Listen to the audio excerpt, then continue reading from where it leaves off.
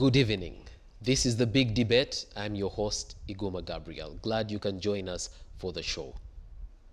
The mood in Uganda is somber following two bomb attacks that went off yesterday in Kampala, killing 6 people, 3 of whom have been reported to be the terrorists who detonated these bombs. Reports coming in today are that one other person who was one of the injured yesterday succumbed to their injuries, bringing the total death toll to 7.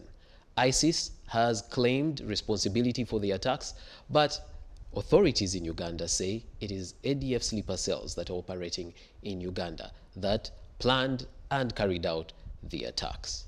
You will remember that earlier in October, two bombs went off on the 25th in a bus that was heading to Western Uganda, and on the 23rd of October in Komamboga, a local suburb here in the city. Earlier in October, the government of the United Kingdom had issued a travel advisory stating that there were high likelihoods of bomb attacks in Uganda, which begs the question, is Uganda up to the task of dealing with modern-day terrorism?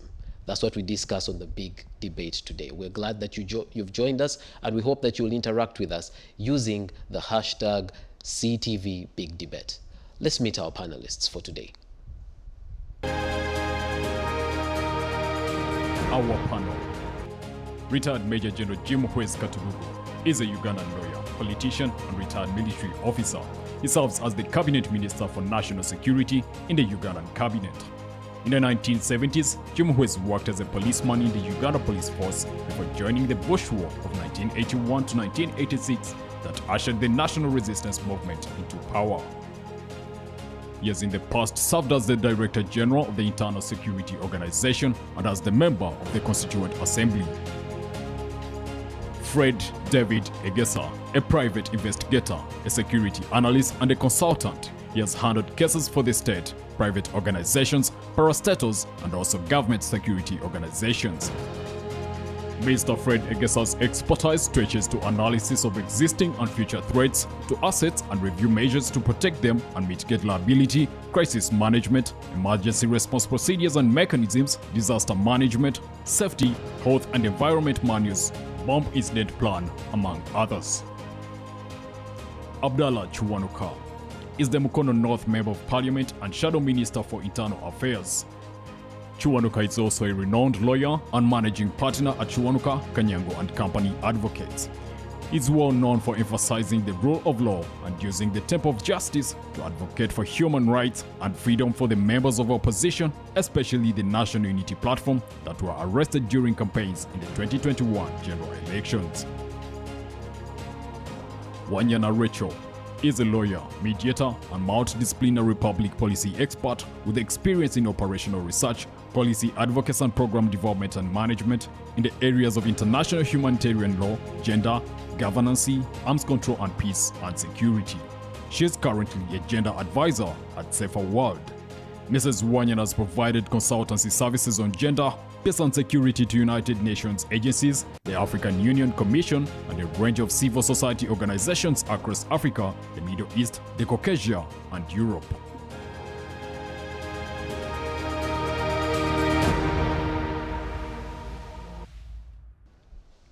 There you are. Those are our panelists for today. But even before we dive right into it, our thoughts and our prayers are with those that lost their loved ones, but also with all Ugandans.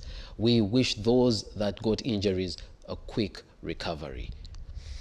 Would like to start with the Honorable Minister for Security, Honorable Chiuwanuka. I hope you can hear us. Yes, I can. Excellent. Well, if you could begin by giving us the latest, what do we know about these attacks? Yeah, good evening, viewers and listeners.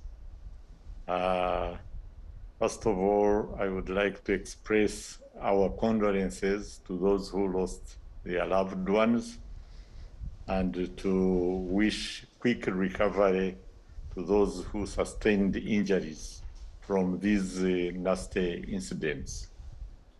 Yeah, the situation is still the same. We lost people the bombers themselves, 3 of them, and others, people who died, and many, 33 who sustained the injuries at this heinous acts of these terrorists.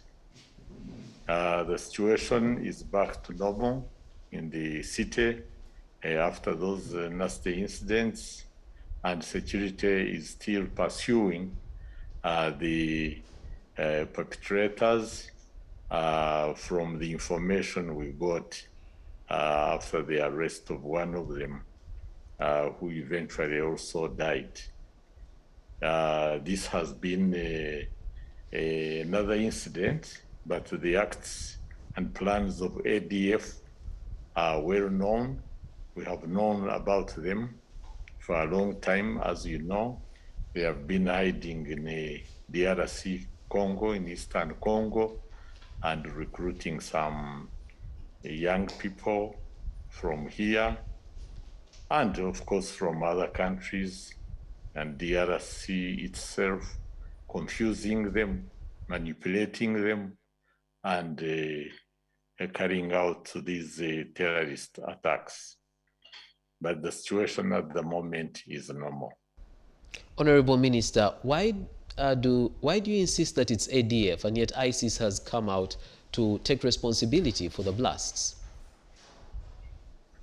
Well, we know because as we have been telling you, we have 81 of those terrorists in custody.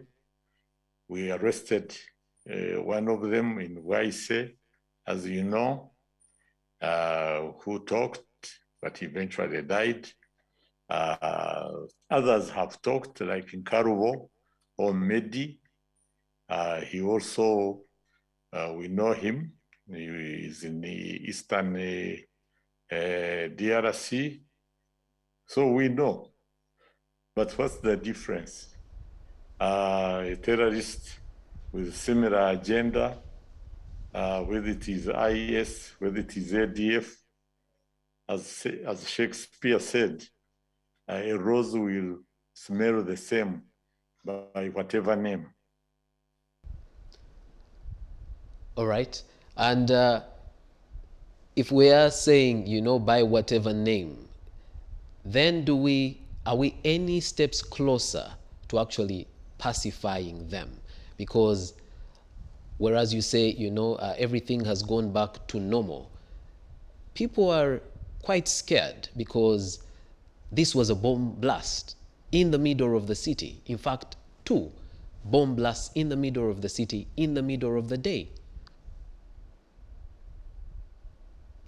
Yes, that's the purpose of a terrorist, is to cause scare, to cause terror, to terrify.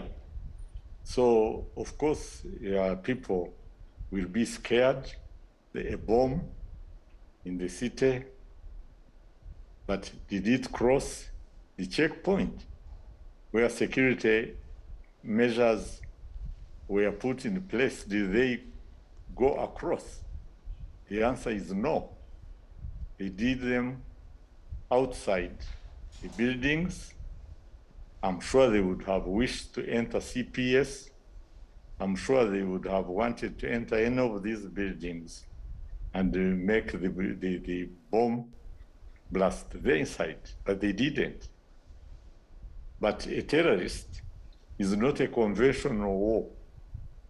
It's not a fighter in military uniform or in the military formation that you say that they overpowered UPDF, they overpowered police, and they moved. No, terrorists hide among the community. That's why we are talking about sleeper cells. They are cells within the community. And that's why we are talking about vigilance. That's why we are talking about checking. That's why we are talking about avoiding being used, manipulated. That's why we are talking about not being given a luggage to carry from point X to point why. If everybody is vigilant, then the space for the terrorists will be reduced, will be narrowed.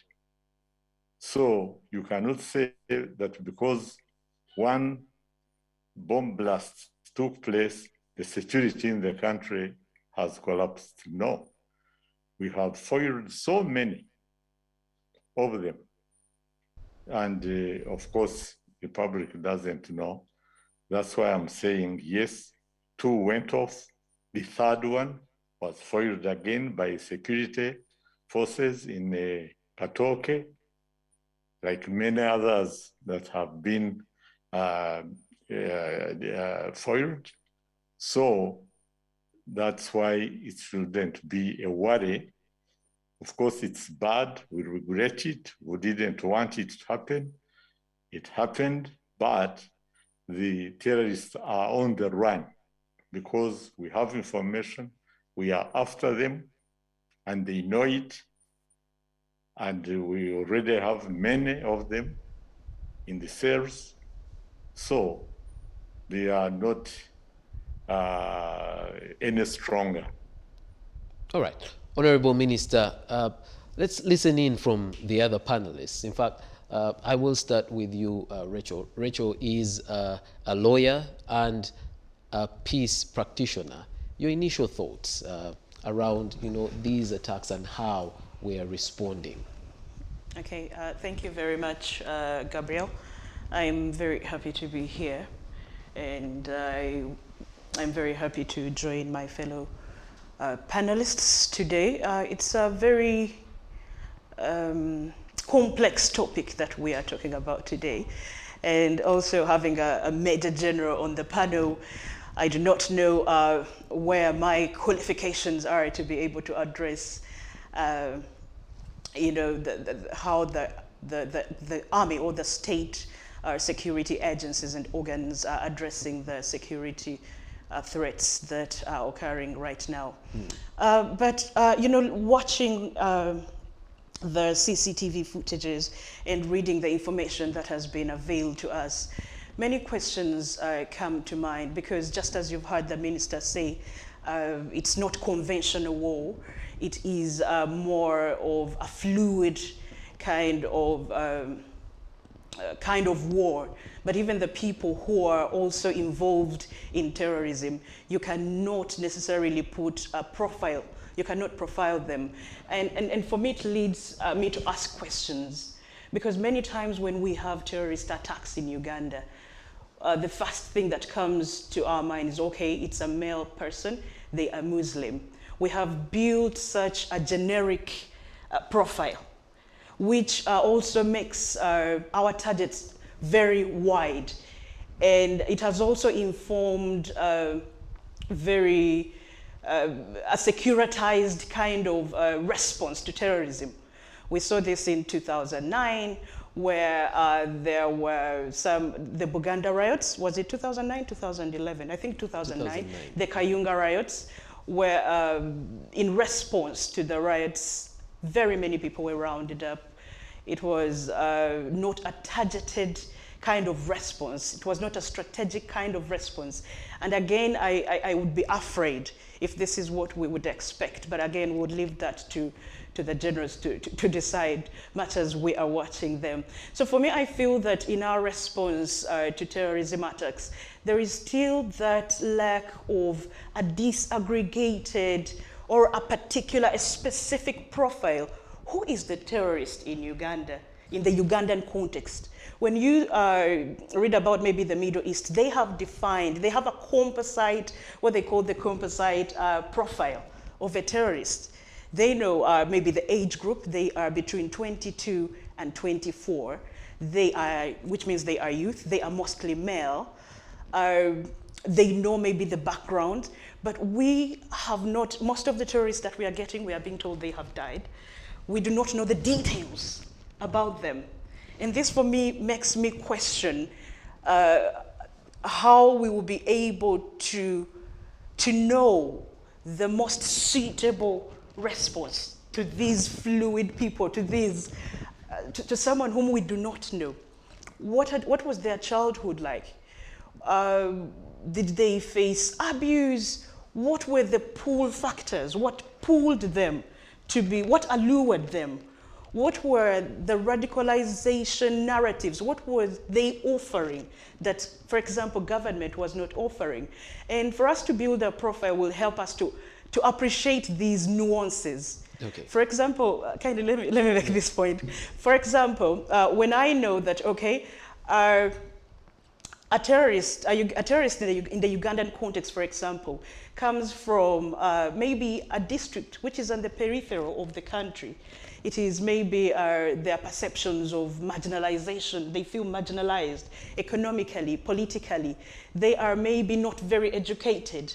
Then I will know how to address the issue, because we are not fighting our traditional war here. We need to know, we need to get into the mind of these terrorists. We need to be able to understand them.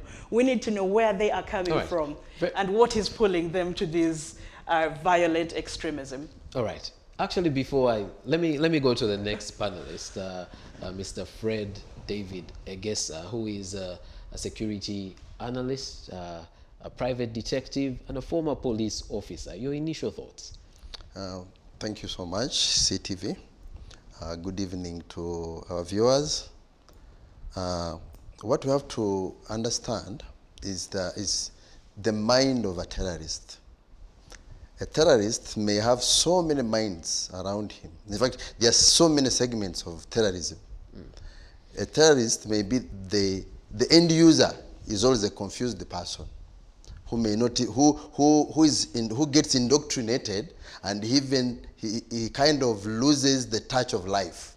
He forgets that he has children, forgets the values of the world, and is indoctrinated into a situation. In fact, it's an ideological kind of recruiting and the kind of brainwashing. Now, if you go in the middle stage, you find businessmen, those who are doing it, connecting for purpose of accountability to whoever their bosses are. Then you also find out that there may be other people who are literally politicians. Then at the end of the day, in the at the starting point, you'll find a person who is out to gain. Now, that's why you see that most of the commanders, you remember Osama bin Laden, he was literally put out by Americans. He would have come up to say that after I've done A, B, C, D, I'm now going out to blow myself to indicate that what I've been teaching people is the best way to go. So if we are to understand terrorism, I think one, security should struggle so much to save the lives of those who have been caught in acts of terrorism, so that several knowledgeable people like psychologists, get to understand their brain. By understanding the way they think, we'll get to know their syllabus, we'll get to know the levels of indoctrination, we'll get to know we should even kind of come up with redemptive directions, because most of these are young people. You could see when I was trying to look at the terrorists who kind of moved to CPS. If you had to study, you would see that, yes, he was possibly under a big load of maybe 40 to 50 kilograms, but at the same time, you could see hesitancy. He was a bit hesitant, meaning that to a certain extent, there was a fight within his own mind. Should I go, shouldn't I go? I need life, my child, and things like that. So if we are to do this, if we are to deal with terrorism, we should start our own syllabus. Okay, many people have gone abroad, trained by the French, the Americans, and everybody. But our own security forces should come here, look at all the cases, all the files which have been handled, design out the approach to deal with terrorism. So that's why, in any case, I would beg that if there is any way a life of a terrorist should be saved, he should be saved for purposes of what I've mentioned before. All right, but the numbers, for example, when the president quotes, those that have been arrested are in the tens, you know, 81 at a certain point, and the ones who've been killed, the numbers are, much less. So why do you come to the conclusion? Yeah, because what I'm saying is terrorists, like any other force, works in segments. There is what we call the need to know in intelligence. There are those, you may get the end users, like you find these the boys who snatch phones. Even if you killed all of them, within a year or two you'll have another team come up to replace whoever has been. Meaning that the warlords or whoever is planning or whoever benefits or may not even be known by the young men who carry bombs on their backs. So by destroying all these ones, we may still go back to square one. Okay. But if we are to get whoever we can get and possibly save him, there are two things we may achieve. We will note that definitely some of these guys are terribly confused and they are redeemable.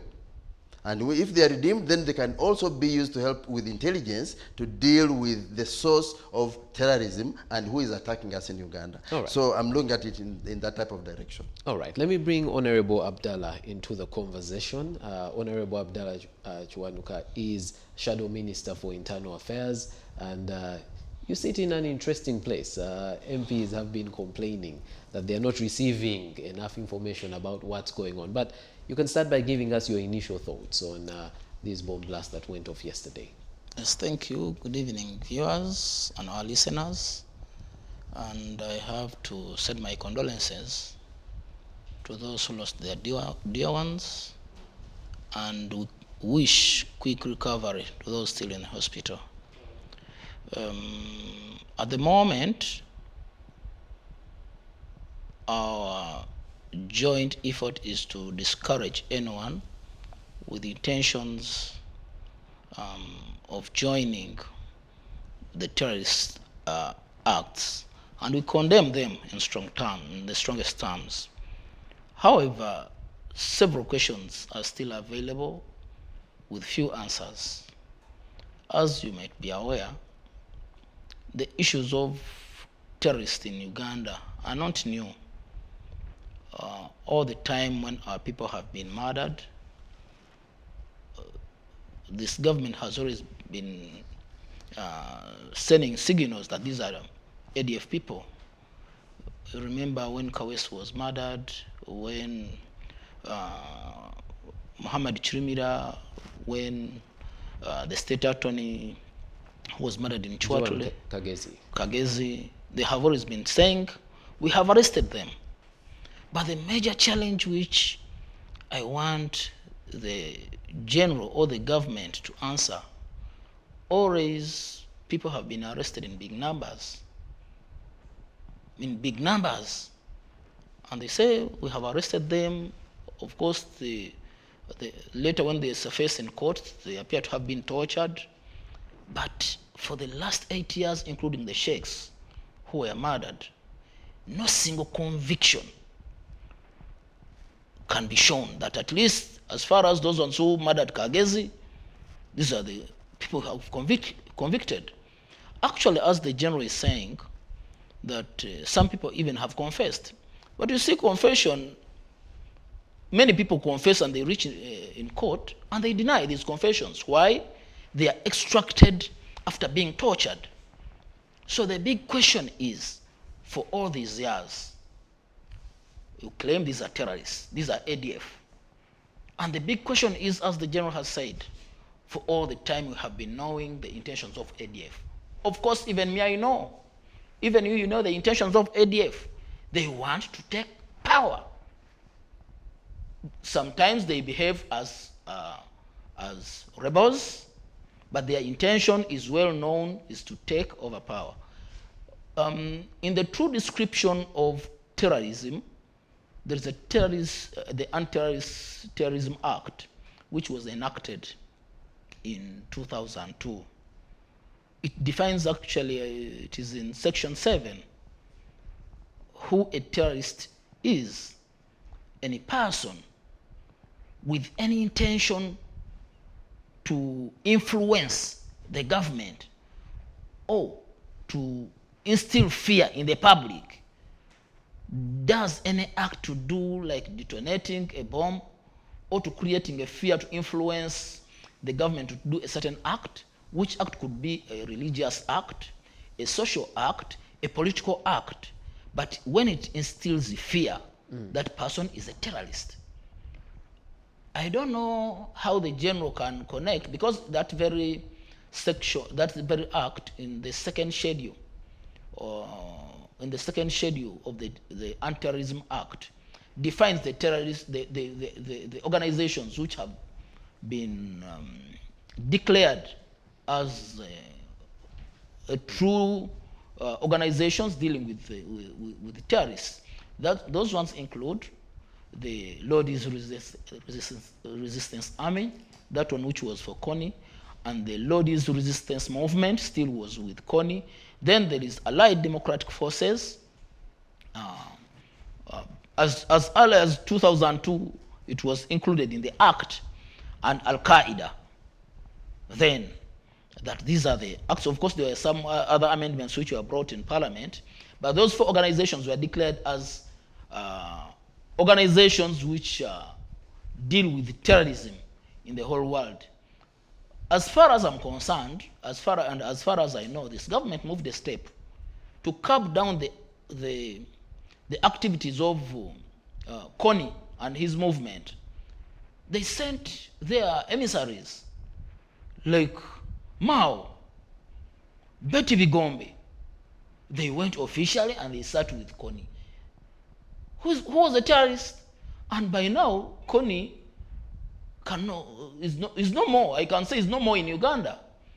The biggest question is, if this government sat with Moses Ali, who was a rebel, whose actions were more or similar to those of a terrorist, if it started with Kony through Mao and Betty Bigombe and others to curb down their activities, why is it that it is so much difficult for this government to send emissaries to sit down with ADF, whose intention the general knows very well?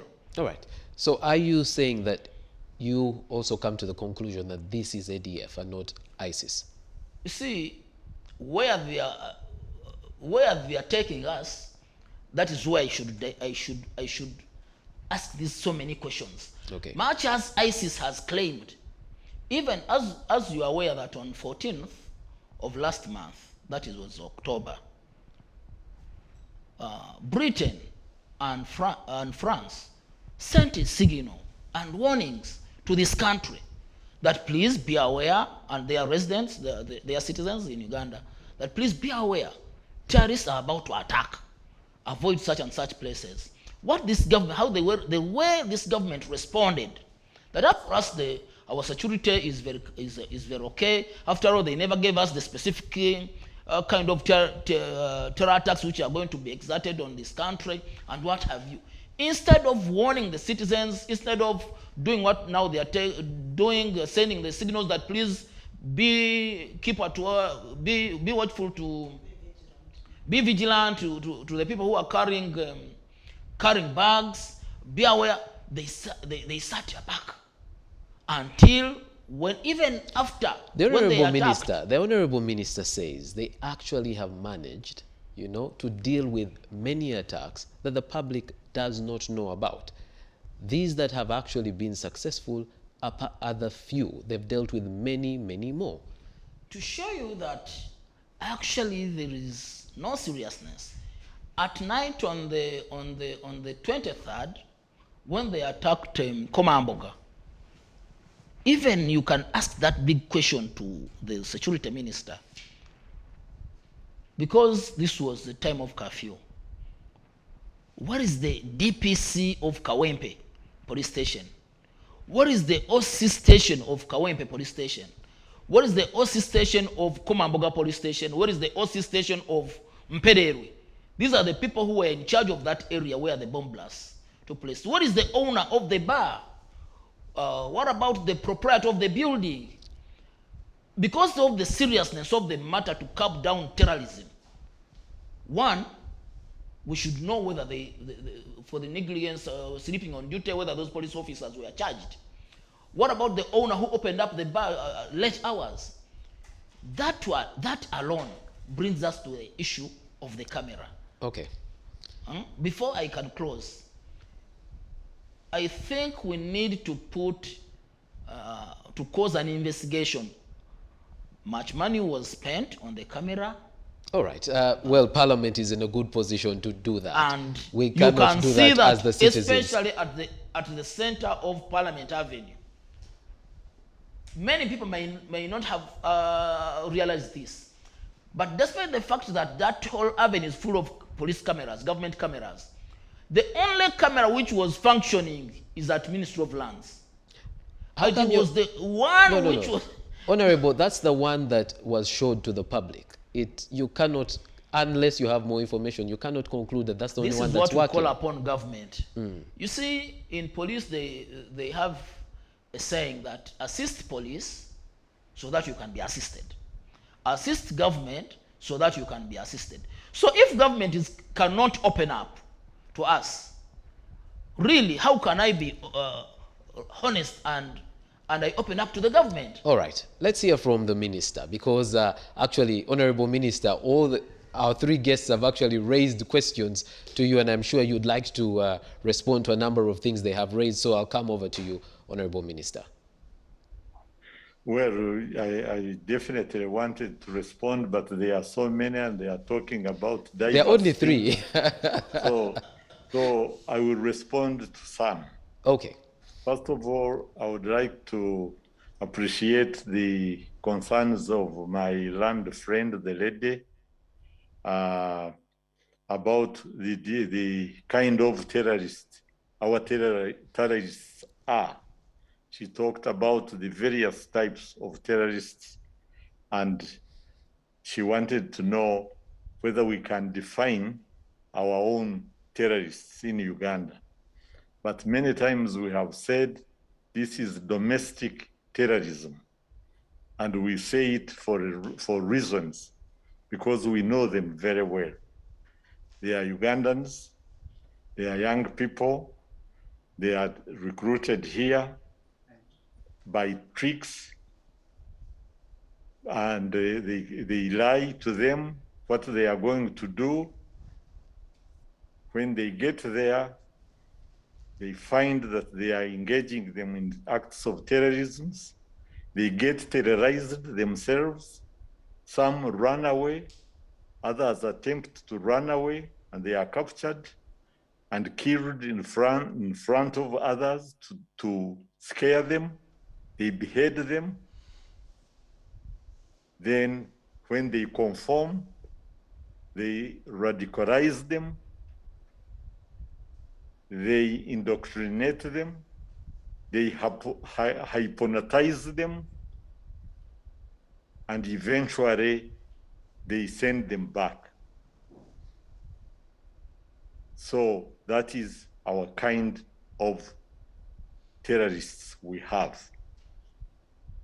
The recruiters, the trainers are in safe haven in the DRC.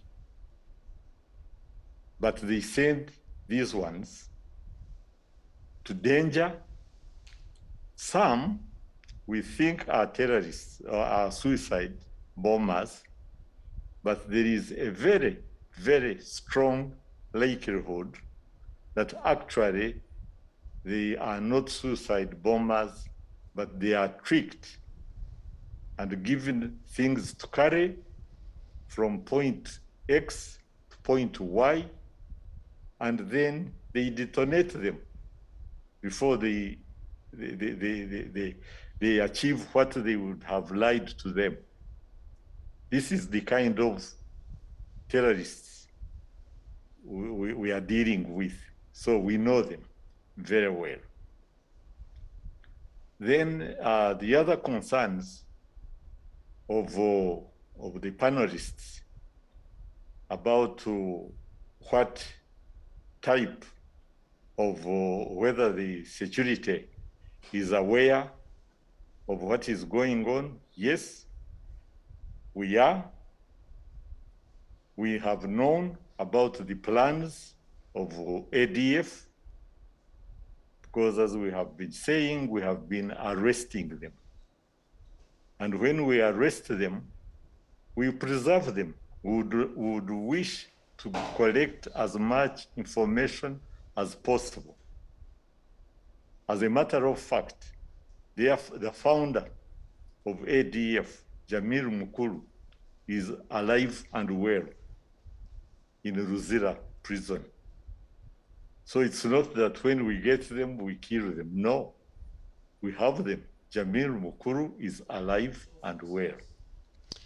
So what of the ones that, of recent that have been killed? For example, the one who was shot yesterday. Initially, when it was reported, he had been shot. He led the police to where he had an explosive vest, and the next thing we hear is he's also dead. Yes, because he was running, he was shot. We wanted to keep him to get as much information as possible. We got some, but unfortunately we lost him. He died. Don't think that terrorists don't die, much as they choose to die, but they die. So we, much as we would have wanted to keep him, we lost him. But we value their information. In fact, much of the knowledge which we have and the strength we have is from them, because we get to know what they have been told, what they now feel, how they were recruited, how they regret. We know all these things. All right. Then, General, before you move from that, General, you did remind us that the leader of ADF, Jamil Mukulu, is in custody. From the people you have been interviewing, you've been, arresting and interviewing, who is currently leading ADF? Do they tell you that? Yes, we know. It is Baruku. Baruku is there, and he talks. We know them. We know Nkaru, or otherwise Medi. They call themselves many names. We know. We know they are hobnobbing with the IS, of course. We know, but what is here, what we are dealing with, is exactly as I explained to you. There are people they get from here. Now, regarding what my brother Abdullah Chiuwanuka was talking about, the terrorist groups, yes, those were named in 2002 in an act of parliament, Anti-Terrorism Act, but it doesn't mean that it's the only type of terrorism. They are terrorists of a political nature who are interested in taking power, but ADF is not one of them, unless he has inside information which I don't know. But we know that there is a lot of collaboration with the international terrorist groups like IS. We know that.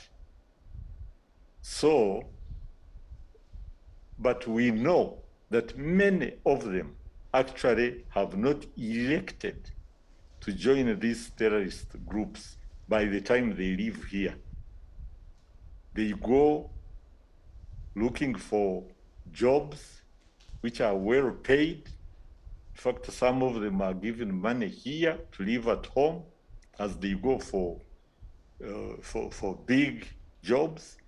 When they get there, they are recruited into terrorist activities, as I explained earlier on. So, in order for them to carry out, there is no political program unless my brother has the information, which is not yet available to us. But we still regard ADF as a terrorist group, which we know, which uses locally collected materials, which we have captured many times.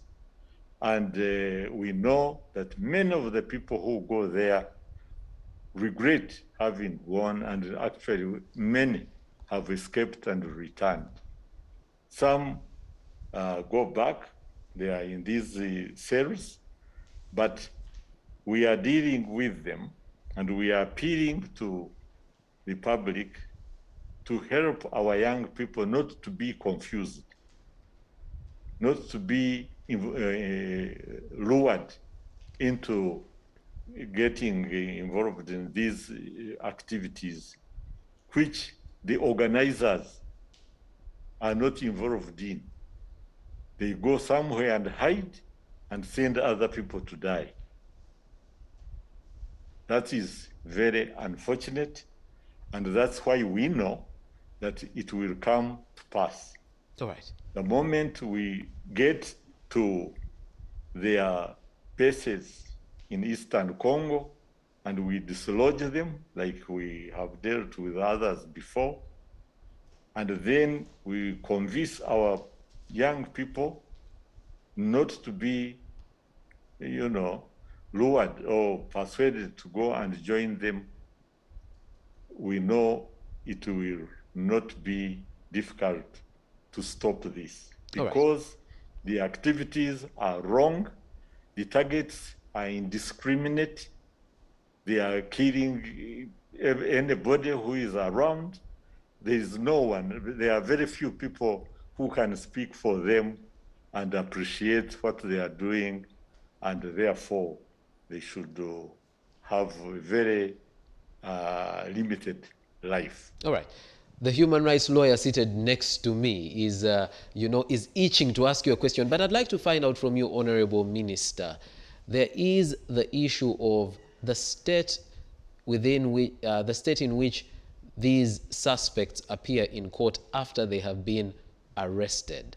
Many times they've been, claims and reports of them being tortured. And the president has said severally that, if a suspect is tortured, this jeopardizes the case. And there are already worries that, people are going to be picked up, they will be tortured. And there's the issue of, convictions have not been secured. And yeah, No, but that's the general direction, isn't it? Okay, if you can do it in 30 seconds, Honorable Abdallah. He can As tell I have us told you, the charges standing against Jamil Mukulu. right Okay, now in all right. court. Yes, he's going to tell us. Yes, just how many people ever since the attacks on the sheikhs, the Kagezi, and the recent one on General Katumba, because all those ones have been described as terrorist attacks, have ever been convicted? Okay, the issue of convictions, all right? All right, let's squeeze Rachel's question in very briefly, so that the minister can respond. Thank you very much. Yes, my question mostly is about a plan by government, because we are talking about convincing our young people not to join. But then also looking at, for example, what Honorable Abdallah is pointing out, how the accused terrorists appear in court with scars and bruises. Some of them, we've seen them in hospital. It acts as a deterrence for anyone who would have loved to come out.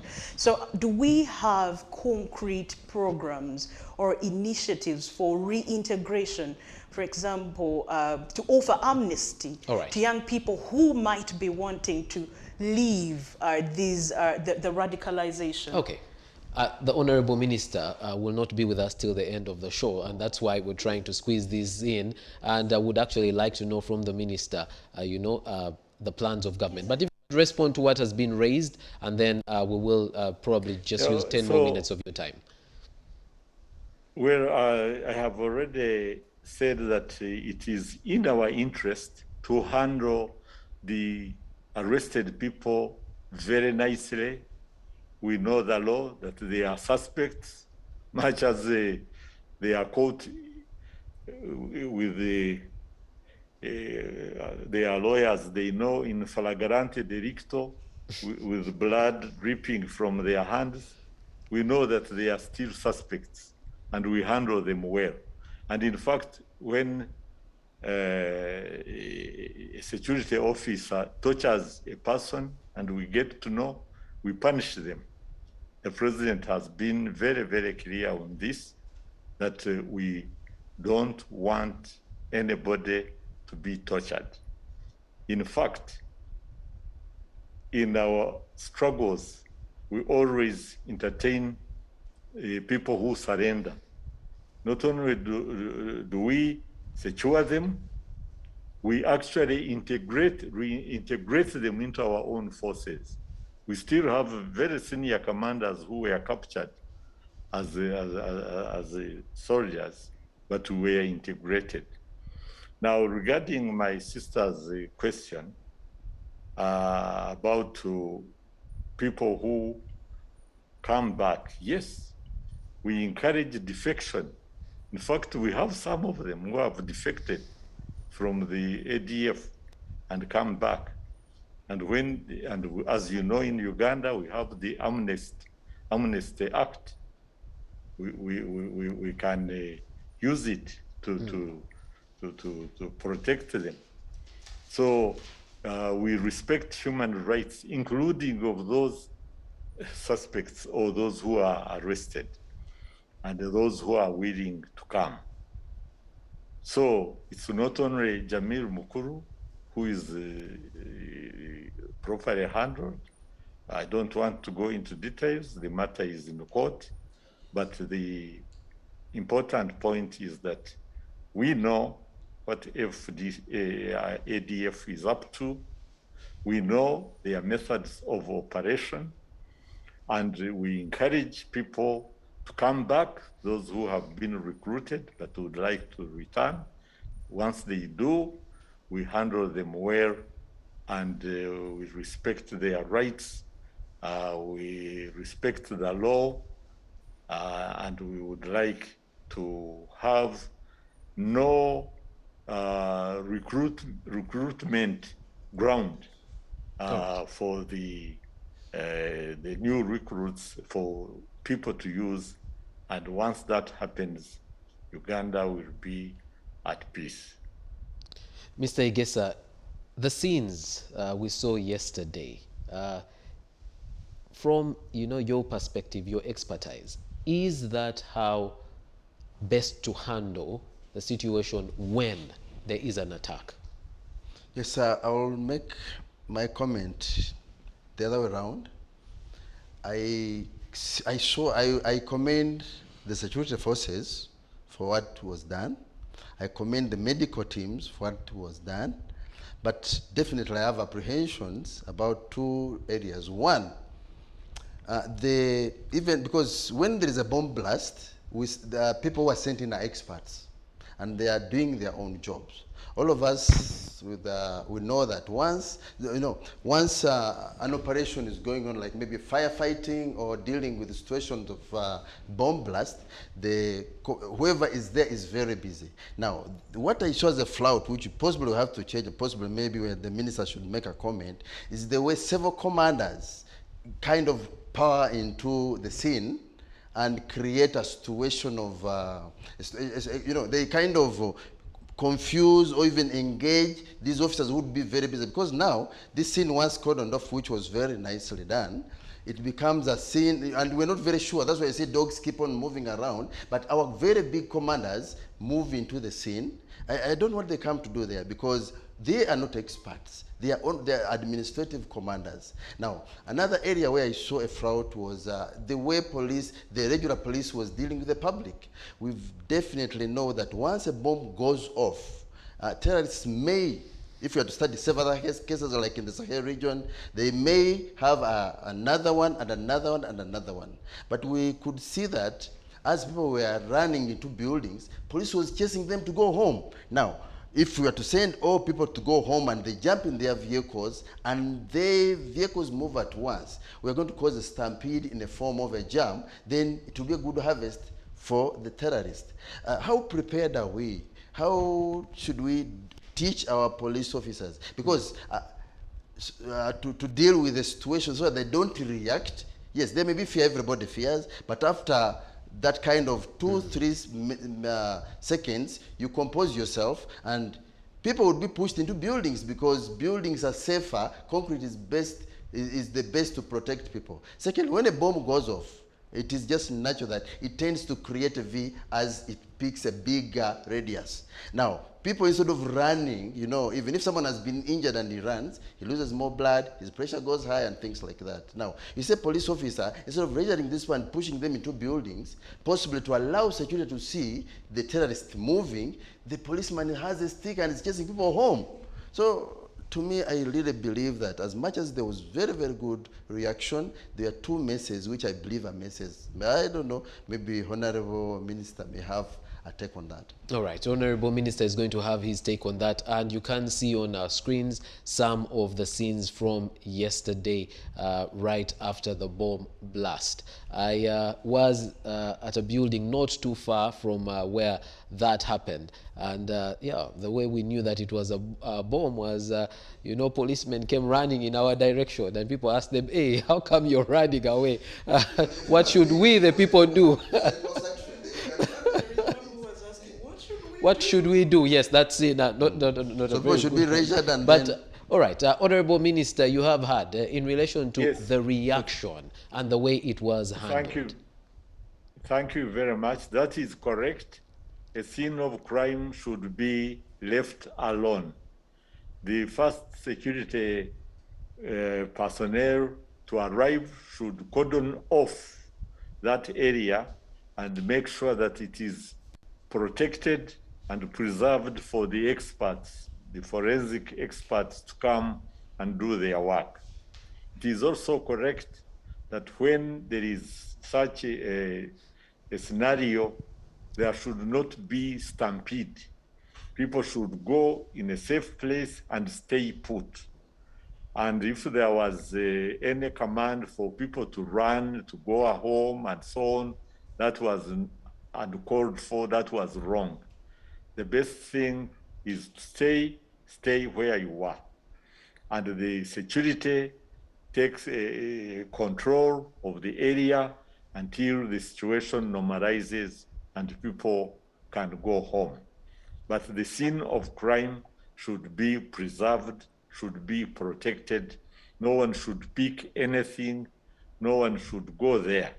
And only the security people who are necessary should be there, not all of them crowding there, because in the process they may destroy evidence, or more accidents can happen indeed. Some blasts may not yet have gone off. In the running, people get injured, and so on and so forth. That is correct, that a scene of crime should be preserved and left alone for the Honorable experts. Minister, Yeah.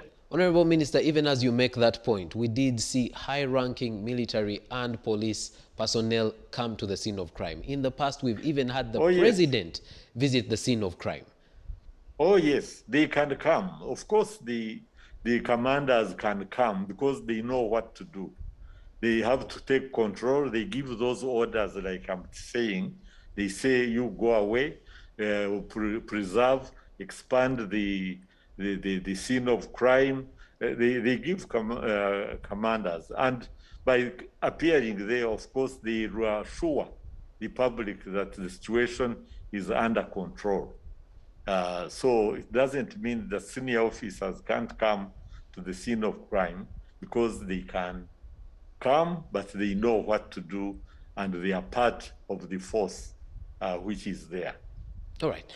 Honorable Minister, one of the things I observed yesterday, and I should add, I observed this from a safe distance, was, you know, an emergence of plain-clothed personnel holding weapons and giving different police officers that were already on the scene instructions on where they could go and where they could not go.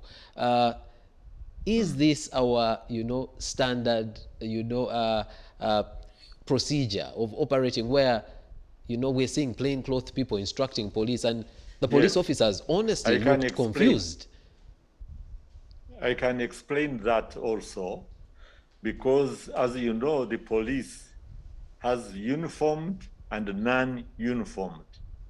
People in CID, in most cases, are in plain clothes.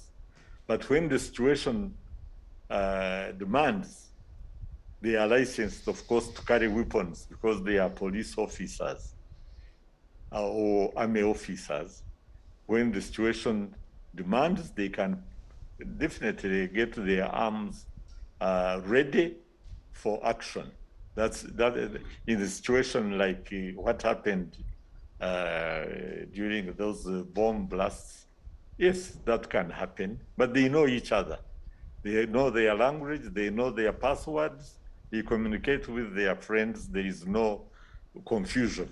All right. They know each other. All right. Honorable Abdallah, I asked you earlier where you were when this blast took place. You said at Parliament. Very briefly, what happened at Parliament? Because this was near Parliament, and we saw a stampede outside. What of inside Parliament? Of course, as usual, every Tuesday, we happen to be, by 8, we happen to be in shadow cabinet. And this incident happened around, around 10. We are still in shadow cabinet. Of course, that was the end. We unceremoniously postponed it or adjourned the same because of the incident. My only challenge, as the Honorable Minister is aware, this government and Parliament supported the installation of security cameras. I'm not convinced on the issue of security cameras because they were installed for purposes of fighting and trying to identify criminals. I'm wondering because what police did at the press to show us some relevant information regarding what happened prior to the incident and how these people carried the bomb and what have you, specifically at Parliament, because all that road carries security cameras, various buildings, government premises are there, and with government offices, including members of Parliament, they sit at Queen's Chambers and other neighboring buildings. It beats my understanding whether actually these cameras are operating. If either one of the two is correct, either the government is hiding some vital information from the citizen, which would have helped, which would be of help, or the cameras are not operational. Because much as we get the information that these people were moving on the motorcycle, I don't know what the minister can explain about that. All right, the minister is going to... The camera which Honorable Abdallah have captured... The minister is going to talk incident. about the cameras. Because even you have captured the camera just close at Bowman or Raja Chambers, but that camera was not operational. I don't know.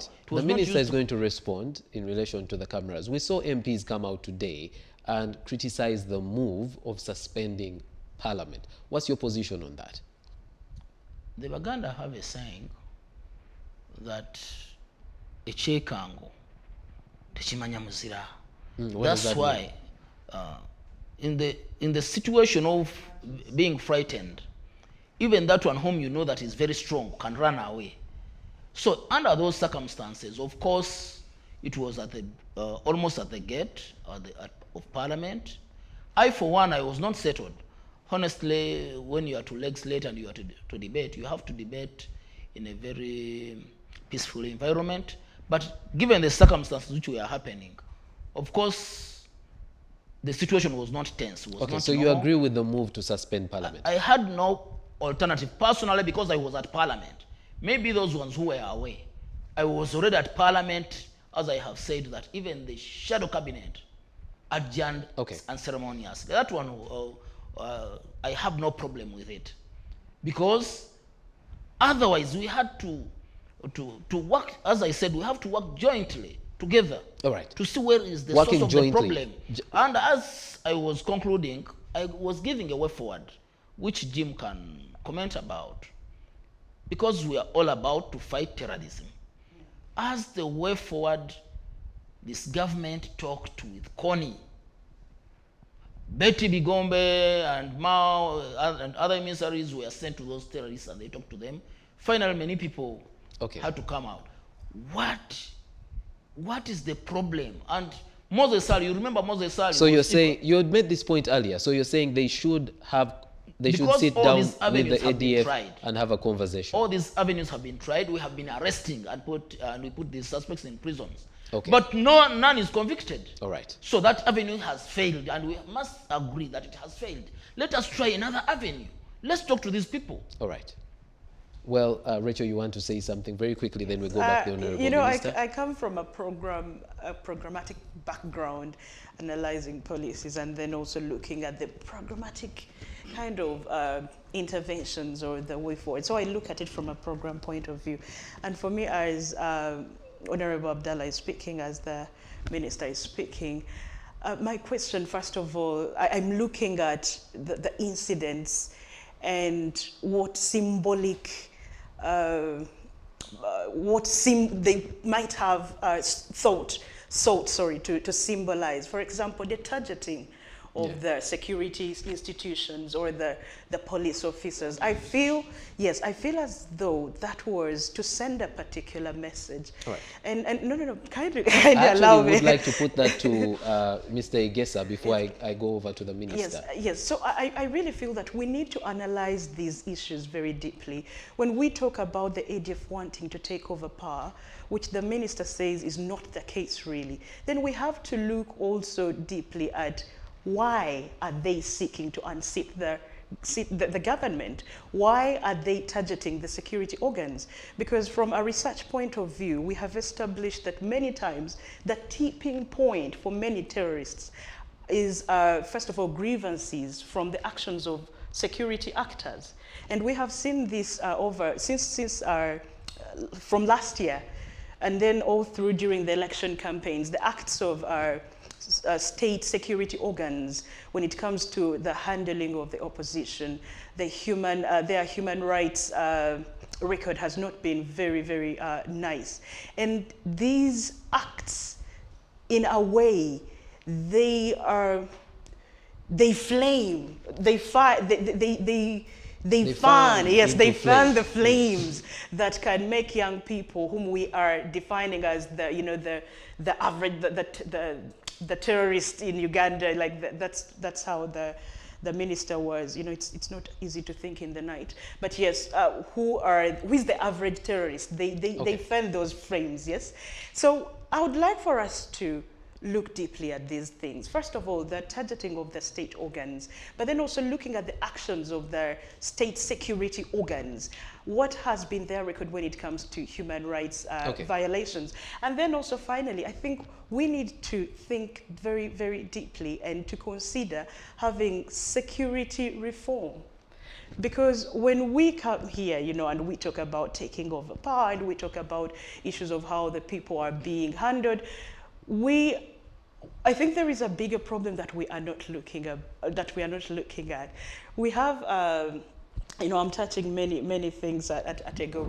We have our classified budgets which go towards security, and many times as civil society, we never get to ask, what really do these classified budgets go to? We are having budgets which are going towards CCTV cameras, but what purpose have the CCTV cameras really served? Have they, yes, is there value for money? So I think that there is a need to reappraise, first of all, the operation of the state security organs, but then there is also a need for... we need to, I need to come to Honorable Abdullah, because... Come on, we should be allowed a little more time to be able to express ourselves when the minister is still here, so that he can be able to hear some of our concerns and our recommendations. Yes, I'm going to come to you, but I'd like Honorable Abdullah to respond to this one. You say the ADF would, you know, their grievance seems to be political. You know, they want to take over government, take over power. Where? But what is political? What are political grievances, if I may also take over power where? I don't have to keep my head and hide it in the sand as if we don't know these things. I have been around this country for some good time, and this has been around. Among the people who retreated from ADF, remember among them were Major Muhammad Chigun, who was killed. Those Sheikh Chiria and others, many were in that group. And we happened to talk to them, much as they got amnesty, okay? Because they were given amnesty and they came back. So I have been around for some good time, much as maybe I have been a student in law school and what have you. But the major issue here, this is in Uganda, not anywhere. So take over, they want to take, Yes, in your view, they want to take over power yes, here in Uganda. yes, The that's minister why, says they do much as not you have see, that information. Many issues are being talked about. You can question why is it that these, as the general is describing them, that these are domestic terrorists. These are not residents of Kenya. These are not residents of Tanzania. These are not residents of Somalia, but they are residents of, they are citizens of Uganda.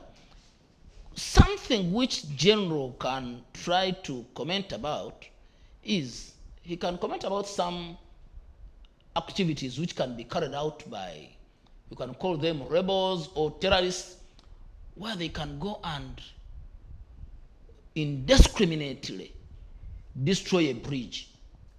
Can those be terrorists or rebels? Because these very acts which we are talking about as well described in the act, the very acts which are done by ADF, there is a certain rebel group which has ever done it here. Successfully they took power, but as far as indiscriminately destroying properties is concerned, you talk about Katonga. What happened at Katonga when it was cut off? What kind of act can that activity act? All right, Mr. Igesa, the two targets, is there anything that can be read from the places that were attacked? Well, even before going to that, you know, you are kind of dragging me into the center of a situation which I've not created. When I'm happy that today I've made 60 years, and definitely I'm aging, and thank you. You know, we don't seem to bother to.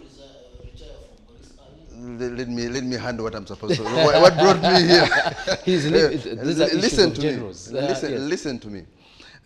When I look at Uganda, Africa, possibly East Africa, we don't seem to have a situation of deep analysis of the situations we face.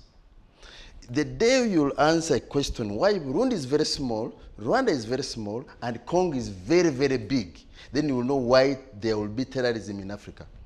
I've been studying the Sahel regions, where France was taking the lead in fighting the insurgents there. But at the same time, France had companies which were supporting terrorists.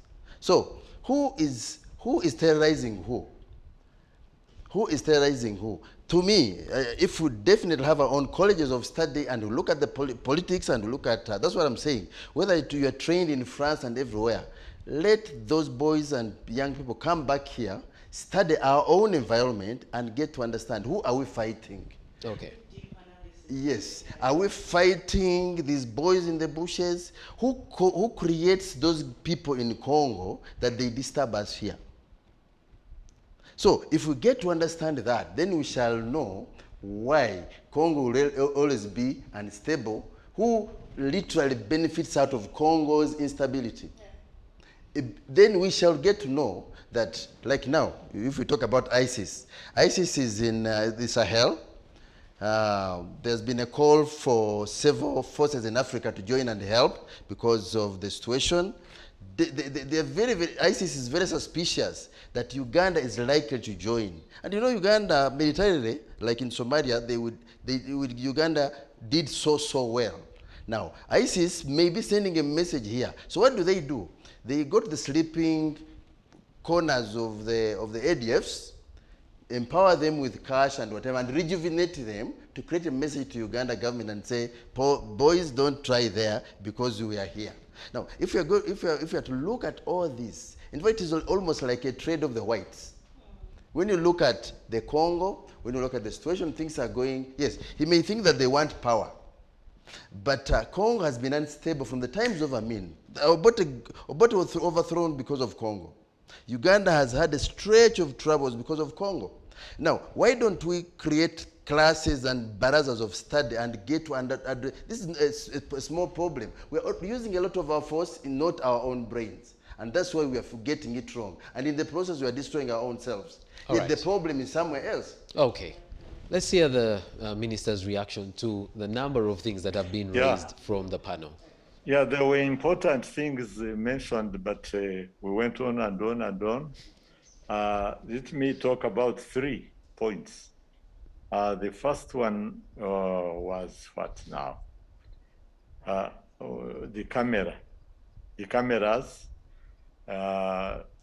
I'm surprised that someone can say that cameras are useless. I don't know which side you stand. On the side of protecting people or what? Because yesterday, the footage by the police, by Enanga, right from after the incident, gave the picture, the footage of the terrorists. All these footages were from the cameras. During the assassination attempt on General Katumba, you know what the cameras did and how we eventually got the people. So the cameras are definitely doing a good job. The president yesterday was saying that the situation is different because we have made several arrests because of these cameras. And for those with the peace-loving people, we appreciate what they are doing. Now, regarding the talking, if we can talk to these terrorists, we cannot talk to them because they have been impossible to defeat.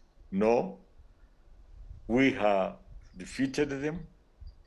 They have failed to do many of these attacks, more than the attacks that have happened. Many, many more have been foiled by security forces. They started 2002, as you were saying. But how many successes have they made? How many people have been arrested of them? However, fighting includes talking. If they are willing to lay down their arms and come, they can take advantage of amnesty, as I said, and we can receive them. Indeed, we encourage defection, and many of them, quite a number, have defected and come back, and we encourage others to abandon that useless war and come back and live a normal life. Definitely, they cannot be fighting for a political cause. They have not said so. No, and no one should speak for them like that. They are killing people indiscriminately. They are fighting in all the countries. ADF is killing people in Congo, is killing people in Uganda. They have extended up to Mozambique and everywhere. So you can't say that they have a political agenda. So that's all I can comment. Deeper analysis in, what's going on, in the region and how it's ending up affecting Uganda. Yes, there is a ADF. It has been said, you said it at the beginning, that IS has claimed responsibility. And yet in Karubo also, we have clips where ADF is claiming responsibility. And that's why I'm saying they are one and the same. And I don't know whether Honorable Abdullah can explain to us their political agenda. Since he says there is one, he can tell us. But as far as I know, they are international terrorists, they are jihadists, and they are all over the region. There is the Islamic State of Central African Province. There is Boko Haram in West Africa. There are others in Iraq, in Syria, in Afghanistan, everywhere. So their political agenda, we know it, but it cannot be the local form, which perhaps my friend is talking about. All right, Honorable Minister, the President did, write a communication, and he ends by saying the terrorists have invited us, we are coming for them. What exactly does that mean? Yes, that we are going to fight them, we shall finish them off. That's what it means. Does this mean we are going to go into finish them Congo? Off. Well, even if we lay ambushes and they come here, we shall finish them off. All right. We can finish them here. If there is no way they are going to fight us when they are away, they will come and we will finish them. That the late Thank you very much. Major Muhammad Chigundu was given amnesty together with Sheikh Chiria, and they were operating with ADF. Honorable Minister, we know you want to leave. Yes. The final thing, if you could comment on the role the citizens should be playing in this time as we deal with modern day terrorism. Oh yes, the citizens definitely have a big role to play in terms of vigilance. Because as I said at the beginning, that this is not a conventional war. It's not where soldiers are dressed in the combat and are carrying weaponry on their shoulders or in their hands. No, it's an enemy who is so timid and has to hide and camouflage like a human being and live in society. So, but to carry out his negative objectives, he will have to carry some luggage of sorts. So let us all be vigilant. Let us all find out what someone is carrying if he's going to enter into a public place, whether it's a restaurant, a bar, a school, a hospital, a church, a mosque, or even a border. If you are going to carry someone who has a bag, find out what is he carrying. Stop carrying things for others, even if they pay you hefty amounts of money, that they take my bag to the other point. It could be a bomb. So don't carry things that are not yours. Be vigilant, and once we do that, we shall narrow the space in which these terrorists can operate, and then the security organs will do the rest of the work of infiltrating these cells of the terrorists, disorganize them, destroy them. All right. Go to their bases, fight them, and finish them off. Honorable Minister, we thank you for joining us on the big debate. Thank you. Thank you very much. All right. Viewer, would like to encourage you to continue using our hashtag CTV Big Debate so that we can continue the conversation online. Our conversation is going to continue with our guests in studio. We have had the way forward from the minister, that is on behalf of government, but we'll also hear from our other guests the way forward and a final analysis on the way government is handling the issue of modern day terrorism. I will come back to Honorable Abdullah. You have heard the minister calling upon us to be vigilant. In your view, will that be sufficient to deal with this problem? It is a collective responsibility. And I must insist, it is a collective responsibility to all citizens to fight terrorism. It takes various methods, even a person whom you cannot suspect can easily carry it on to injure others. Of course, much as there are different methods and several questions are there.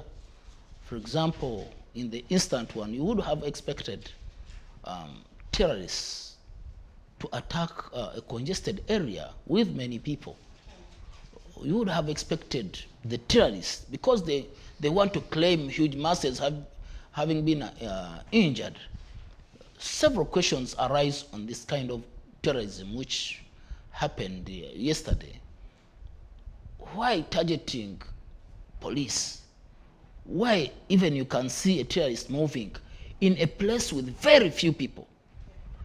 He's not moving in the direction of even entering CPS, but moving, not even moving close to the police personnel who are close, but at CPS. Well aware that at that very moment, Nakasero market was full. It is not very far from CPS. Well aware that Owino was full with people at 10 a.m. Well aware that... So this is the deeper analysis that yes. Mr. Gesa asks. And the very questions, if we ask these questions, this is what police should, the route which it should take. Well aware that Chukubo was not very far from CPS, but these people opted to go at CPS. Yes, even if we are to take Parliament Avenue, yes, these are government, because there is IGG, there are offices of the Attorney General, there is offices of members of Parliament, which is on Queen's Chambers. Even my own office is there. Just within 100 meters, there is Parliament. Why opting for those specific offices, not going to injure the public in the areas which are congested? We only call upon, much as those questions, we can leave them to the security agencies to take deep analysis and to safeguard the citizens, as the president promised 4 years back upon the death of Kawesi. We call upon citizens to be more vigilant. At least from your own neighbor, ask what is carrying in the bag. Also, government should take center to, I don't know how many adverts are run here by state, to warn the citizens that please watch. It could take the form of a pen, it could be a bag, it could be a shoe, abandoned shoe, it could be anything. Even this we raised on the floor of Parliament, I think immediately after, on 24th. Up to now, you can tell me how many adverts you are carrying here, because this constitutes part of the developments which have to be carried on by government to warn the citizens. But nothing is going on. You can look, even before, immediately after the incident, that is when the dogs had to enter Parliament to start moving around the cars to cross-check whether they carry bombs. Even the dogs had to enter Parliament to cross-check where.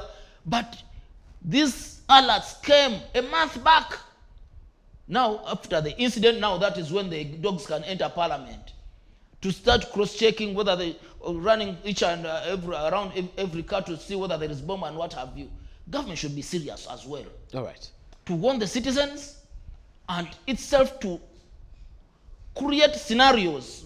I guess I might be aware, even in a situation where it is normal, government can create a situation that there is terrorism to see whether people are alert, much as it could be fake. But that one is intended to alert people. Some sort of drills. Yes, that it creates a scenario to see whether people are alert to fight terrorism. But we are sleeping. That is meant to awaken the citizens that please be alert. All right.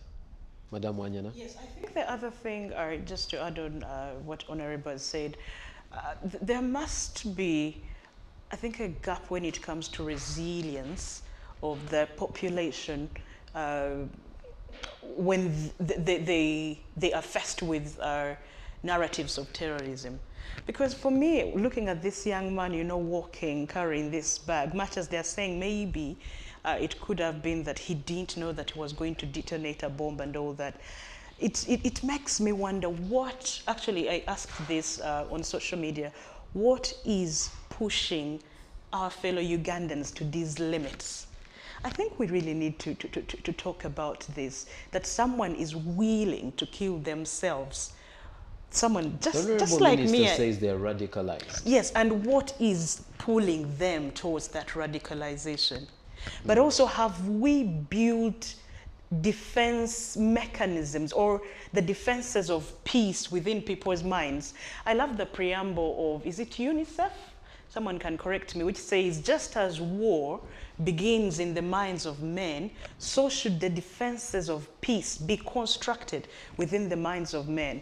If our populace is very vulnerable to radicalization, then there is a problem. There is a problem maybe with our education system. Many times I like to appeal to the fact that when we have grievances within our schools, for example, maybe the posho is not fine, students resort to violence. They're easily... Yes. In Masaka, I think 6 months back, or 8 months back, there is a border police who got fed up when his border had been impounded by police. Oh, yes. Right. Yeah. He kept on visiting police several times, and he had to Set himself ablaze. Yeah. Such incidents can push people into the acts of terrorism. In Tunisia, the boy had graduated, looked for a job and failed, and had to set himself ablaze, and that led to the mass mobilization and the revolution which took over Binali. So such acts which can lead to oppression. But does that fall within the definition of Yes. terrorism? Yes. From the act that you did, No. you did quote, the 2002 Anti-Terrorism Act. How do you differentiate that from the person who go and put himself, decorates himself with a bomb, and go and For me, I could Right. make, for me, this is where I could make the connection, Gabriel. I could make the connection that we have so much frustration that can easily be tapped into by these people who are promoting these narratives. Yes, and that point, yes, that point has been made. But where a person is frustrated with the police and they set themselves ablaze. It's for me, it's not an act of terrorism per se. When I set myself ablaze, it speaks to the frustration that we are talking about. I think that's where the issue is, and that's where we should. Actually, I thought that this debate would really focus there on those, because we are talking about countering extremism and radicalization. What is pushing these people to that tipping point? I think to Simbe wakati. So the minister did explain, and I hope you No. heard him. Actually, the minister's explanations were so generic, which I understand. The minister says that people operating from outside the country, do recruit the people, either start to deal with them here, give them money to probably look after their families, and then take them over. What the minister is overlooking are some of the issues which I mentioned. For example... Well, he didn't have time to respond to everything. Yes. And we kept throwing 1,001 questions to him, and he could only respond. Actually, I'd like to come to Mr. Egesa, because now we are leaving Mr. Egesa out. Yes. For example, if there was maybe a recruit during the times of election to appeal to the young people to join an extremist group, many of them would join. Because I remember reading messages such as, I am going to cast my protest vote against Museveni.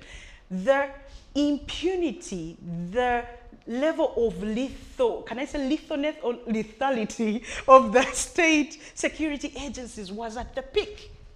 And these are the things that we are not willing to talk about. We are talking about economic factors. For example, people are giving people money so people are looking for employment. But we also have data showing that actually poverty does not push people into extremism. There have to be other factors. Because poverty, unemployment, those are what we call the push factors. But then there are those pull factors that tip you over. For example, if you're standing at a cliff, you've been pushed by some factors. But then there are those that will pull you down the cliff. And those are the issues that we are talking about. The lack of access to justice. The Member of Parliament was talking about where are the convictions? We are looking for the convictions. We are not seeing them for decades. So Where are the convictions? yes, access. And we did put that question to the minister. No, he and doesn't refuse to answer. yes, but that question was put to the minister. Yes, Mr. Egesa. Come in here.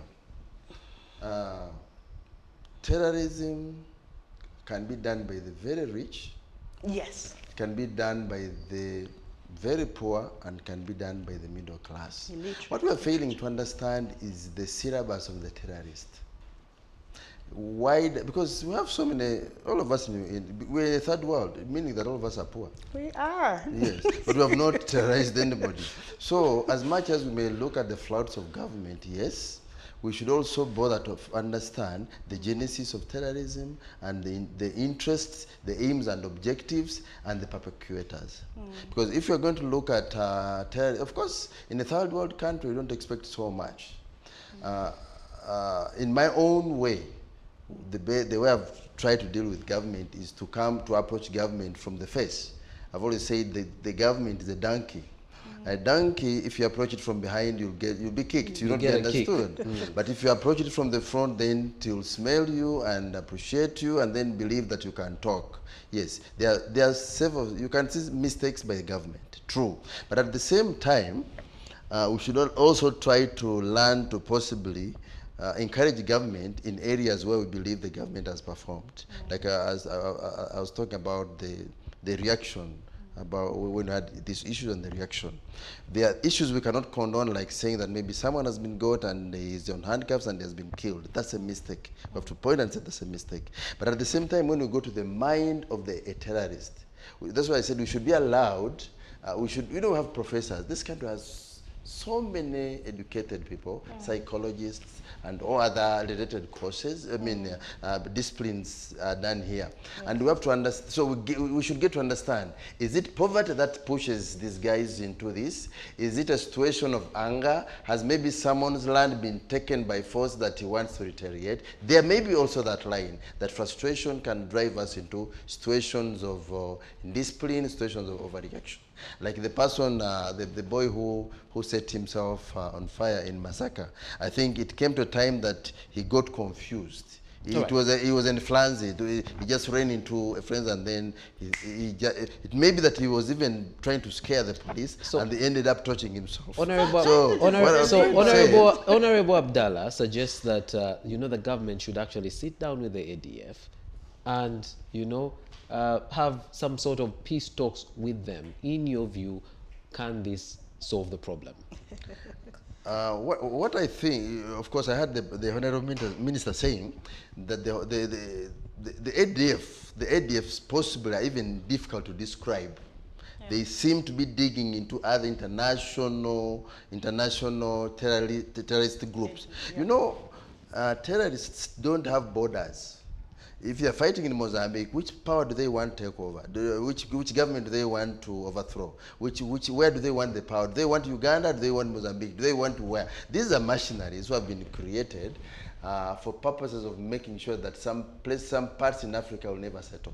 So if we get to know that... Deeper analysis, Mr. Egesa. Yes, please. The deeper analysis. What do you think is the intention of those people? The mercenaries. The mercenaries, to fund them specifically to destabilize, the government's why around. Not specifically in Tanzania? If we could just deal with the issue of whether peace talks with them can solve the problem. I'm sure that it is here or there because of one reason. They do not seem to target some borders. They're ambiguous. Now, if they put interests in every other location, what is their agenda?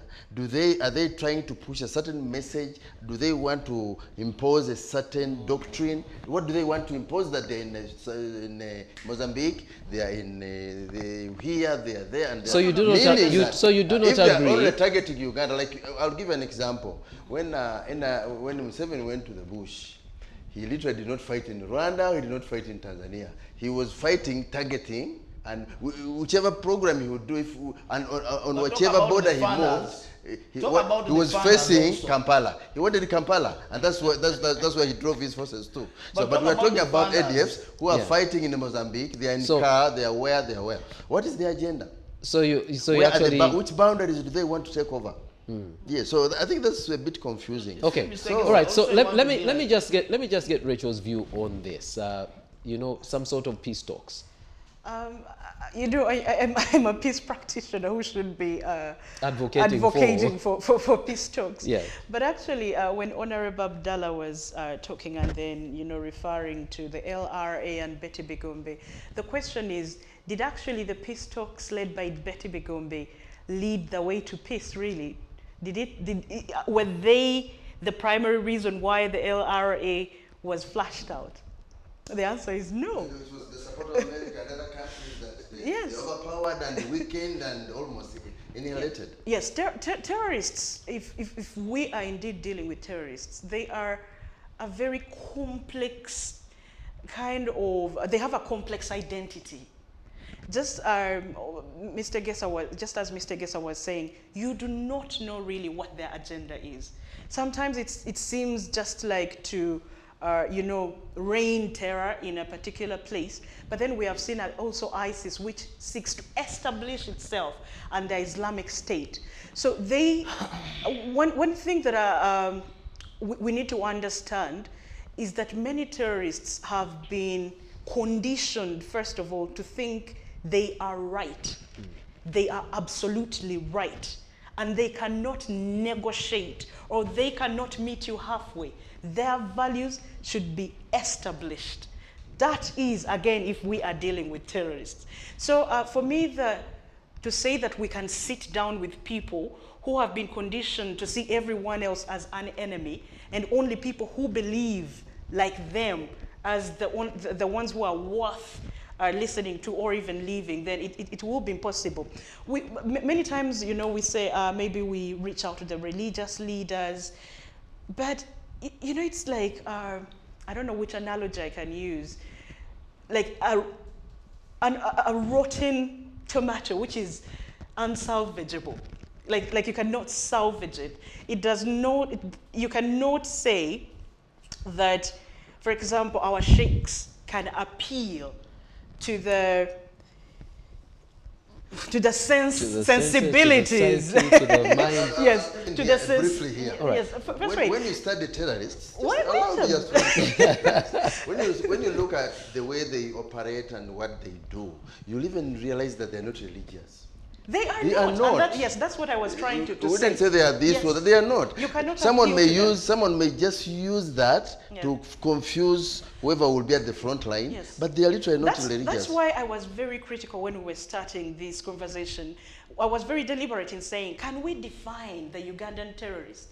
Are they really affiliated to the ISL, the Islamic State of the Levant? Are they really affiliated to the ISL?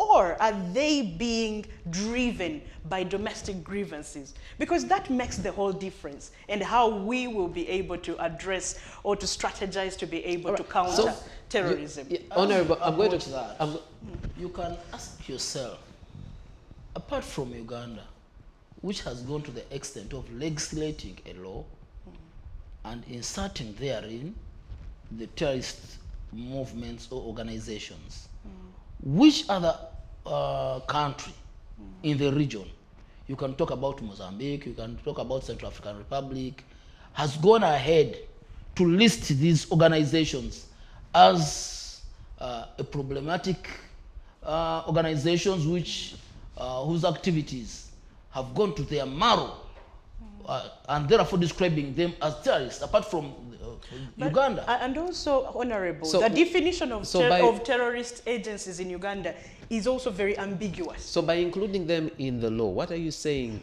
that adds or takes away from the, you know, the terrorists see- that are being dealt with?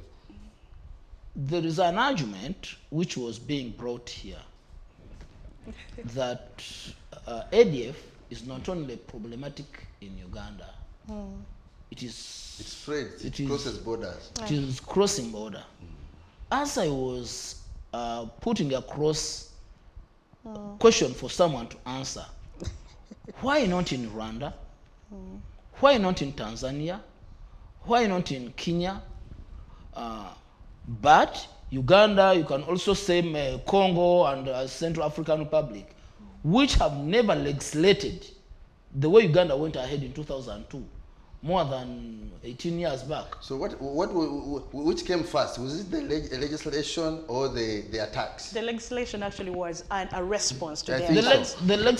The legislation, but you see, if these attacks have been, we went ahead to fight terrorism in this country, to legislate and describe these activities, including Al-Qaeda. I don't know whether it is still operational. I no longer hear about Al-Qaeda, where it is.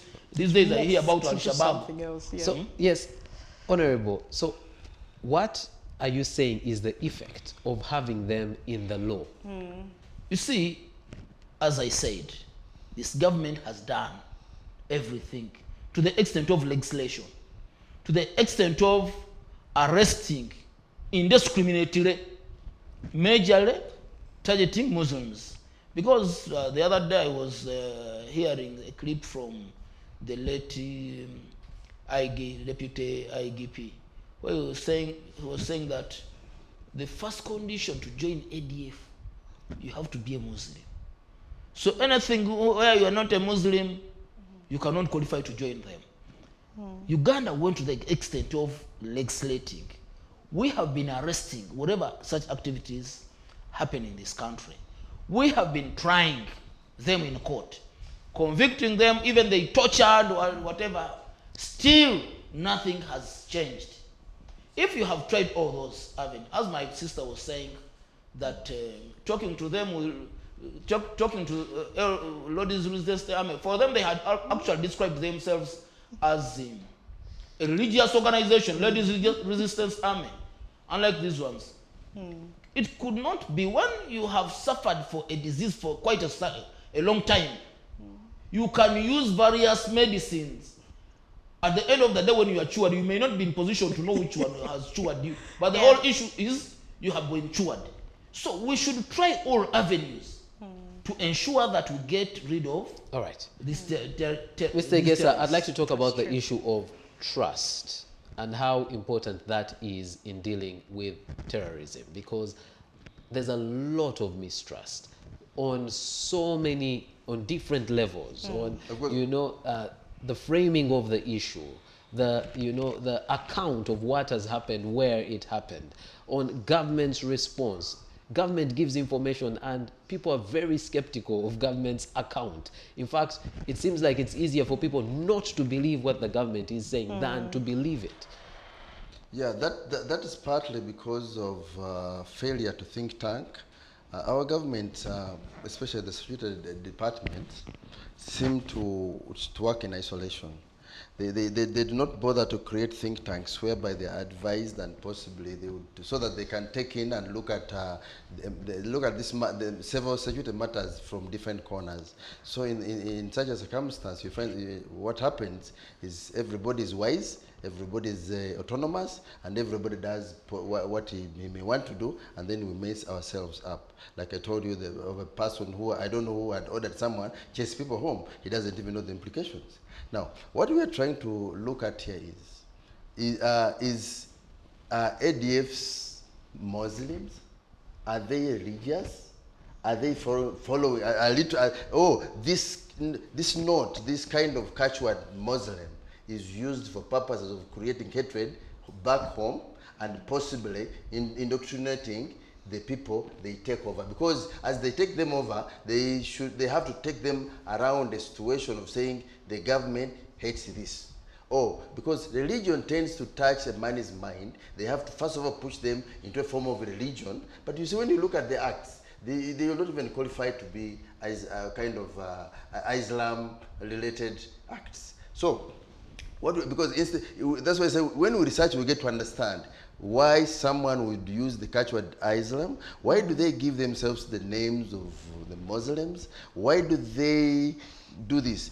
Is it so that we kind of isolate their doctrines and their syllabuses, because they first of all push, they will not show you the guns immediately. They'll first of all show you religion for purposes of putting you down to settle. Then they'll drive you into a certain direction. Now, if we get to understand that, it's very easy for us to get over. Otherwise, we'll keep on accusing each other. We shall accuse our Muslim brothers. We will also counter-accuse government, and there will be friction that may never end. All right. So, we should understand the minds of a terrorist, because they are getting very sophisticated, that they can now try to read the minds. And then now look at the situation that one attacks CPS, he attacks Parliament, then there is a small bomb down there. He says, okay, I think they also got discoordinated. Maybe they wanted first of all attack Parliament, as police is reacting, then they also hit police. You know, they also try to think. They are trying to think, but at the same time, of course, God sometimes foils what they do. So in this way, instead of moving in this array, we should come up as a force, we should come up as opposition and government and everybody, the intellectuals and those who have kind of taken study around human mind, as the security people arrest and do whatever they have to do, let them not do things in isolation. All right. They have to do things with all of us. They have to do things with the public. Lastly, I would think that as we have fought COVID, through politicization, through media, that kind of force the government has used to deal with, to remind people on every at every corner, or maybe on every radio station, people should be taught about the ideas. How does, if I have a terrorist in my house, how can I know that my son is turning into a situation that will turn him into terrorist? How can I know? Because literally we have to get to know that a terrorist, when the indoctrination starts, they tend to get isolated, because they're pushing some kind of doctrine in them that makes them which is unrealistic. They're trying to break them off the realities of riches, of getting rich, of relationship with women and children for purposes of capturing their minds. Now, you'll find that your son or your relative or whoever gets withdrawn. His values change. Maybe if he has been a footballer, he may not go there. If he has been doing something, he tends to pull in. And when he pulls in, if you don't find him inside him, then tomorrow he will be the terrorist. They will arrest at City Square. They will be the person who has blown CPS. So once we get to understand that, it will be very, very easy for the public. But that sounds very similar to, symptoms of depression. Definitely, terrorists are depressed people.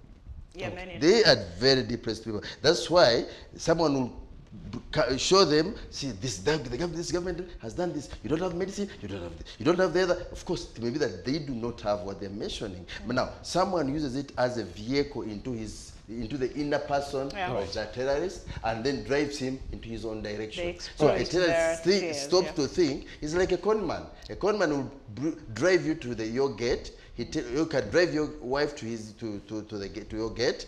They tell you, don't tell anybody. Just to go where the man keeps the money. We shall go and then wash the money. It will become billions. You will become very rich. So they are hypnotizers. And we have to deal with that. Can I comment a little on building trust?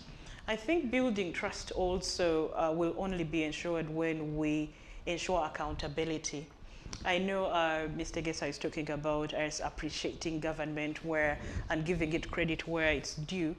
But as long as the people do not have faith in the abilities of the democratic institutions, then there will be no trust. For example, we can talk a little about the bill that is being suggested on removing bail. What are the implications of such, of such a bill? Actually, many people are even likening it. They're saying, how is it that at a time when we are debating this bill, then we see these terrorist attacks? Is it a way of, twisting our arms so that we buy into this narrative? So anyway, we need to be able to, as civilians, maybe as civil society, we need to call for accountability. I go back to the state organs because I feel that they have so much power in Uganda. We are such a militarized state as of now, and they're accountable. When we look at remember the shootings last year in September, there was damning evidence of the role of the security organs in killing people across some street in Kampala, and there was never any accountability. There was not even a commission that was maybe launched, commissioned to be able to look into these issues.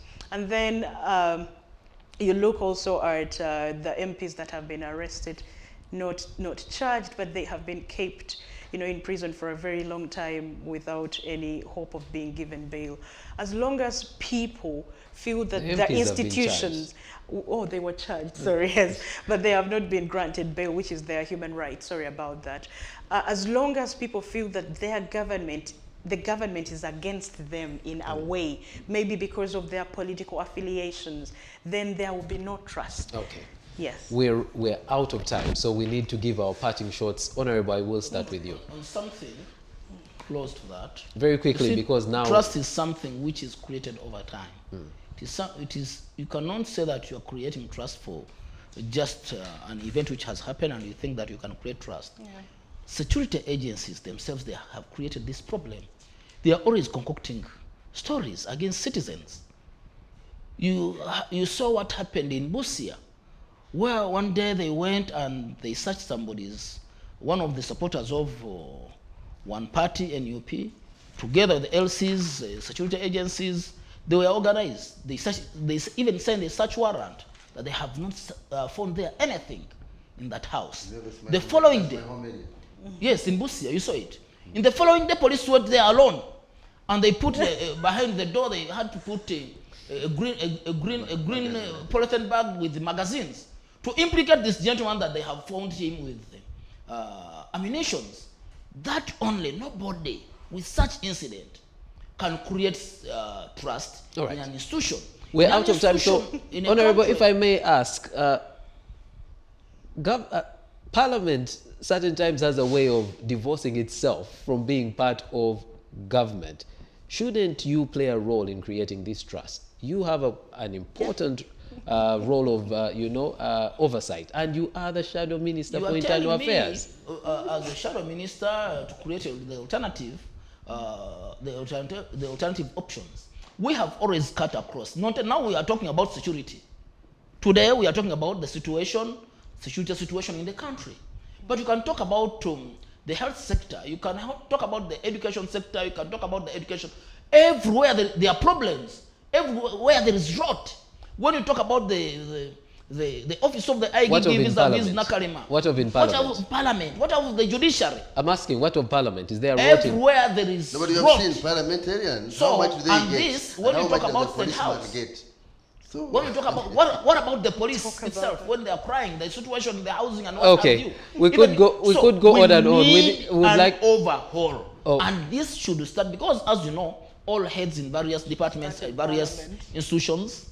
We have been changing. Police we have changed. The IGP, prisons have changed. The ministers have. We have had several vice presidents, but there is only one constant factor. And this has been the source of all the problems. Unless Ugandans are ready to switch off that constant factor, everything shall be fine. All right, we will take that as your parting shot. Mr. Igesa, I'm going to come to you finally. So, Mr. Igesa, your parting shot. Thank you so much. We are looking at terrorism and we are saying, what should we do? I think security officers should come down from their high stool and realize that they need the people if they are to do anything tangible. They should come up with programs. There should be a budget for programs. They've spoken about this community policing. Is that... It is not so effective because community officers act at leisure. They can come in, they can talk about this, and sometimes you may realize that not even all policemen are informed. Yeah, we should get experts to come and explain, tell the people what exactly is on the ground, what should be done in case of this and the other. And besides, we are having a problem of response when the public raises information. It is very, very hard. You can try it wherever you are. Just call 99 or call any other phone that has been given by the police. I'm sure you may get the response tomorrow at 10 if you called now. Now, if the police is not going to, if the police is going to react that way, then people have information because terrorism is always built around, especially in the urban, and there are people everywhere. So they should work with the people. They should work with the people. Excellent. And besides, let the police not get excited. Today, if you got CPS, they literally want to kick you. But instead of searching you and maybe clearing you, they say, don't stand here, go. No, they are overreacting. So in the process, and that sends people away from them. Exactly, and of course, the way they are treating border borders, border borders have a lot of information, but several policemen have stolen from border borders, and they are very angry. That's why sometimes they keep our information. All right, we're out of time, so yours will have to be really brief. Why is that me? Because we're out of time. The rest of your colleagues ate up the time. Yes, maybe what I can say is we need to unite at this time, across political party lines, across religions, because the objective of the terrorists, first of all, is to instill fear. That's if we are dealing with terrorists, instill fear, but then also division. So we have always been a community that is all-embracing. Christians, Muslims, we've always co-lived in peaceful, in harmonious ways. So we should not let these incidences in any way draw a divide. Right. But then also, finally, we need government to commit to do some, to reevaluate and to reappraise the way the security organs act, or the way they carry out their work, so that they center human rights in their operations. And lastly, I also appeal to the government to prioritize building trust. Okay. Can we bring back that trust in the democratic institutions, the parliament, the judiciary, and so that the people can be able to rely on them, or even police. All right. Okay. Wanyana, Rachel, Mr. Fred Egesa, and Honorable Abdullah Chiuwanuka, and earlier the Can I make an appeal before we close? We're out of time. We need like 3 hours for this conversation. Well, so that we come and we speak without being cut short, because some of us, we love to speak. Okay, and now we really have to end. Otherwise, they will cut us off before we say. They will cut us off before Honorable, you ask a question and we will not be able to end with a question. We'd like to thank you very much for being part of the big debate tonight, our panelists and you, our viewer. The conversation continues online. From me and all our guests, it's a good night. But remember, in order to deal with terrorism, we all have to work together. So let's find what unites us. Let's deal with the terrorists. Problems we'll solve elsewhere. From me and our team, God bless you. Till when the big debate continues.